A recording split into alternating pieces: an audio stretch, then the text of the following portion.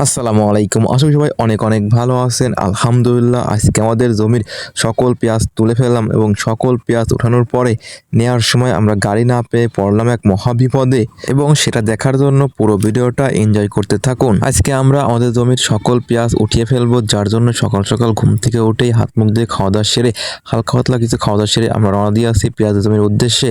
এই পেঁয়াজটা হচ্ছে মুড়িকাটা পেঁয়াজ এবং এই পেঁয়াজটা আমরা লাগিয়েছি আজ থেকে 2 থেকে আড়াই মাস আগে, কিন্তু সময় স্বল্পতার কারণে এই জমিতে আসা হয় না তেমন একটা, যার কারণে আজকে চলে এসেছে এবং এসে দেখি যে আমাদের জমির পেঁয়াজের সব গাছগুলো মরে গেছে এবং যার জন্য আমাদের এই পেঁয়াজগুলো উঠিয়ে ফেলতে হবে এবং বাড়িতে নিয়ে পেঁয়াজগুলো কেটে তারপরে আমাদের এই পেঁয়াজগুলো বিক্রি করতে হবে।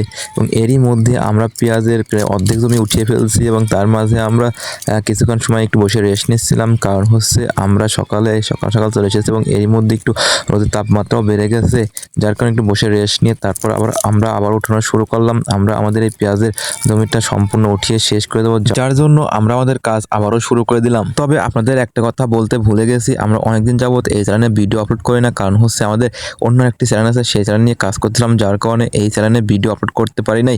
এখন থেকে ইনশাল্লাহ নিয়মিত ভিডিও আপলোড করার চেষ্টা করব। এই মুড়ি কাটা পেঁয়াজ লাগানোর পর আমরা হালি পেঁয়াজ নিয়ে ব্যস্ত ছিলাম, যার কারণে এই জমিতে তেমন একটা আশা হয় নাই। তবে মাশাআল্লাহ তবুও পেঁয়াজটা অনেক বড় বড় হয়েছে। এর কারণ হচ্ছে আমরা ভালো বীজ রোপণ করেছিলাম, যার কারণে পেঁয়াজগুলো অনেক বড় বড় হয়েছে এবং এরই মধ্যে আমরা অনেকটাই প্রায় পেঁয়াজ উঠিয়ে ফেলছি। তারপর আমরা এগুলো বস্তাবন্দি করে গাড়িতে নেওয়ার চেষ্টা করব।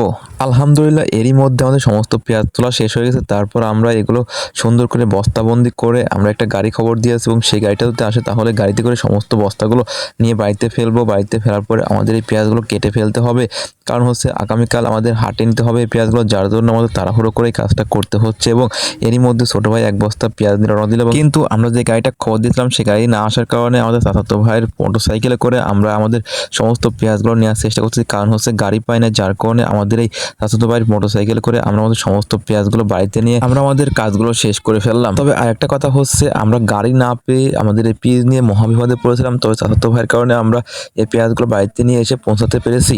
সবাই ভালো থাকবেন এবং আমাদের জন্য দোয়া করবেন। আসসালামু আলাইকুম রহমতুল্লাহি বারকাতুহু।